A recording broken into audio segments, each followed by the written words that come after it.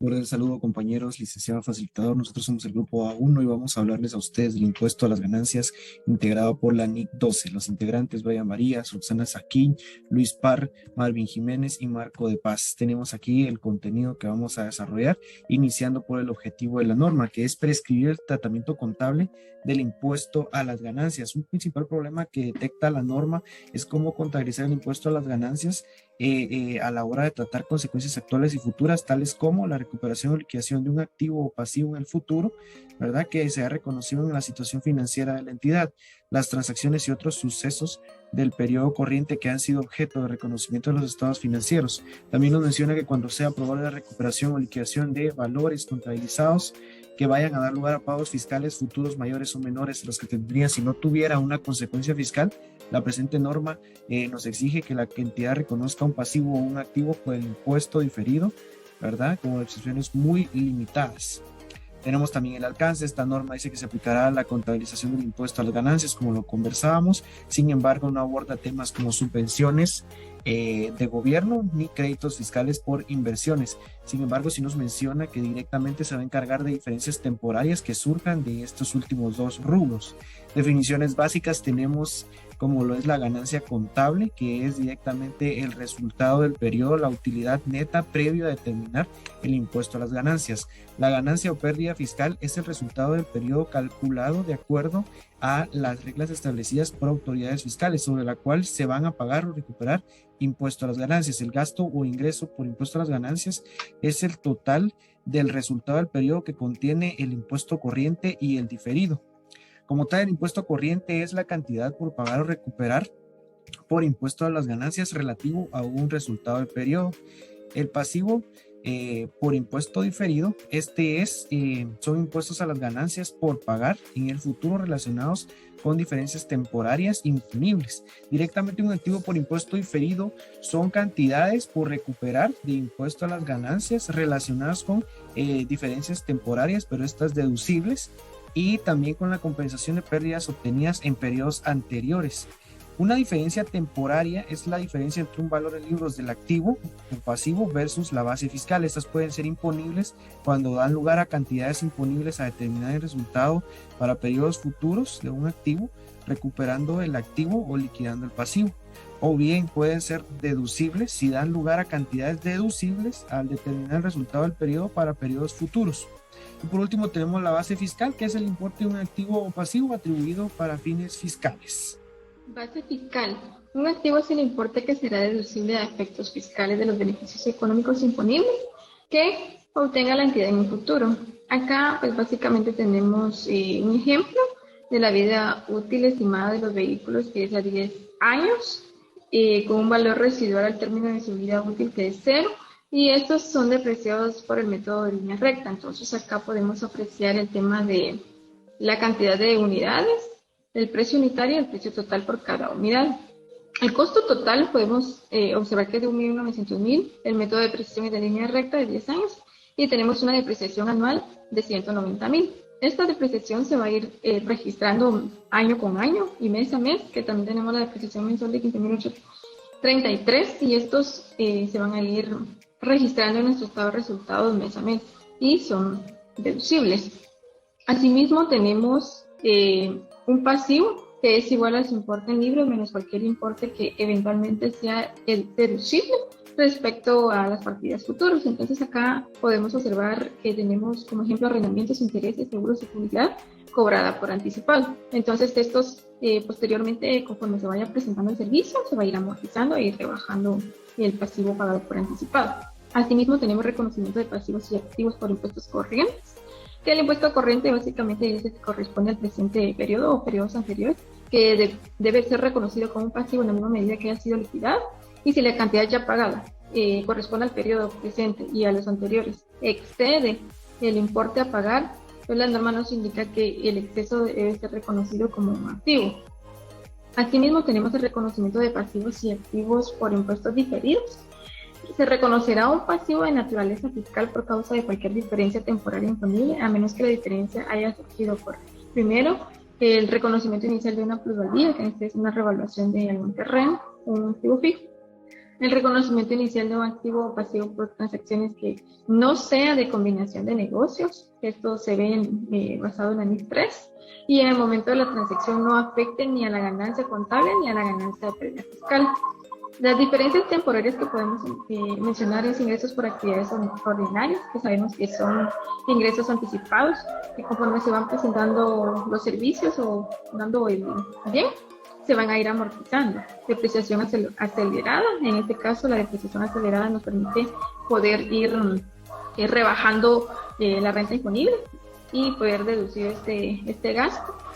Costos por desarrollo de capitalización, en este caso pues los costos que se tienen por proyectos se van a ir capitalizando y conforme se vaya culminando cada obra se va a ir registrando estos en el estado de situación financiera. En la combinación de negocios con limitadas excepciones menciona los activos identificables adquiridos y pasivos recibidos en la combinación que se dé de negocios. En este caso, estos van a ser reconocidos en el valor razonable, que cabe resaltar que en la combinación de negocios pues se tiene el tema de la evaluación de inventarios al BNR, revaluación de activos o deterioro de activos. Unos activos sean medidos contabilizados a valor razonable, tales como la NIC 16, la NIC 38, la NIC 40, la NIC 9 y la NIC 16.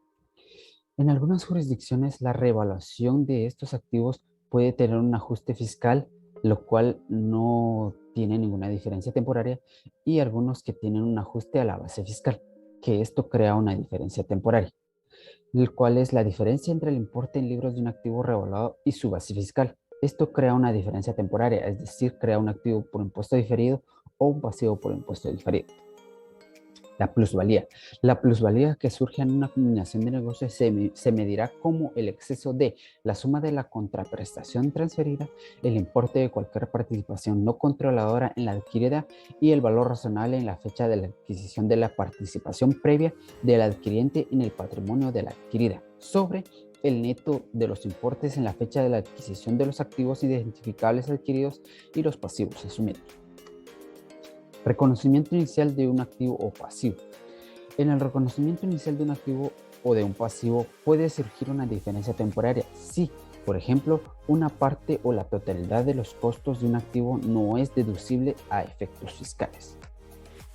También tenemos las diferencias temporarias deducibles, lo cual se reconocerá un activo por impuestos diferidos por causa de todas las diferencias temporarias deducibles en la medida que resulte probable que la entidad disponga de ganancias futuras fiscales contra las que cargar estas diferencias temporarias deducibles, salvo que el activo por impuesto diferido aparezca por causa del reconocimiento inicial de un activo o pasivo en una transacción que no sea una combinación de negocios y en el momento de la transacción este no afecte ni a la ganancia contable ni fiscal. También tenemos lo que son las pérdidas y créditos fiscales no utilizados. La norma nos indica que debe reconocerse un activo por impuestos diferidos siempre que se puedan compensar con ganancias fiscales de periodos posteriores. Las pérdidas o créditos fiscales no utilizados, que la ganancia impositiva futura estará disponible contra la que puedan utilizarse las pérdidas fiscales no utilizadas y los créditos fiscales no utilizados. Gracias. Continuando con nuestra exposición, reconsideración de activos por impuestos diferidos no reconocidos. Nos indica la norma que al final del periodo sobre el que se informa, una entidad evaluará nuevamente los activos por impuestos diferidos no reconocidos. En ese momento la entidad va a proceder a registrar un activo en esta naturaleza, que anteriormente no reconocido, siempre que sea probable las futuras ganancias fiscales, como lo indica la norma, permitan la recuperación de estos impuestos diferidos. También nos hace mención la norma en relación a las inversiones en subsidiarias, sucursales y asociadas y participaciones en acuerdos conjuntos. La norma hace mención en su párrafo en el que indica que aparecen diferencias temporarias cuando el importe en libros de las inversiones financieras con subsidiarias, sucursales y asociadas o de las participaciones de acuerdos conjuntos, aún así teniendo la participación del inversor de los activos netos, subsidiaria, sucursal, asociada o participada, contando incluso con el importe en libros de la plusvalía, sea diferente a su base fiscal. Estas diferencias a menudo, nos indica la norma, pueden surgir las más variadas circunstancias, como por ejemplo por la existencia de ganancias no distribuidas en subsidiarias sucursales con acuerdos conjuntos, por la reducción, como lo indica la norma, en el importe en libros de las inversiones en asociadas como consecuencia de haber disminuido el importe de la recuperación de la misma, por las diferencias de cambio cuando la controladora y subsidiaria estén situadas en países diferentes. También nos hace referencia que una entidad debe reconocer un activo por impuesto diferido para todas las diferencias temporales deducibles procedentes de inversiones en subsidiarias sucursales y asociadas participantes en acuerdos conjuntos, solo de medida que sea probable que las diferencias temporales reviertan en un futuro previsible y que se dispongan las ganancias fiscales contra las cuales pueden utilizarse las diferencias temporales. Gracias. La NIC 12 nos habla también de los impuestos a las ganancias, y acá en Guatemala pues tenemos un marco de referencia y un marco de cumplimiento. Utilizamos el marco de referencia como las normas generalmente aceptadas de contabilidad, ¿verdad?